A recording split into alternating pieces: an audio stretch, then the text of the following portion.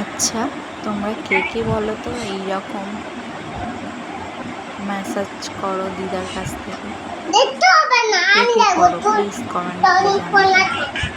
শরীরের সব ক্লান্তি কষ্ট সব কিছু দূর হয়ে যায় জানো তো।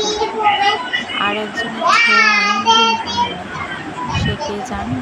সে আমার মা।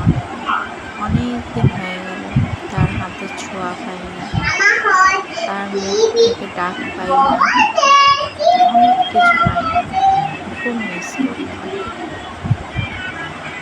কিন্তু জানি না ভগবান কেন এমন করেছে, হয়তো মাকে ভালো রাখার জন্যই আমাদের কাছ থেকে দূরে সরিয়ে নিয়েছে, এটাও হতে পারে।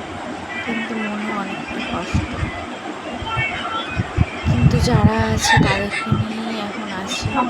মা সবসময় সাথে আছে, কিন্তু তবুও যেন মনকে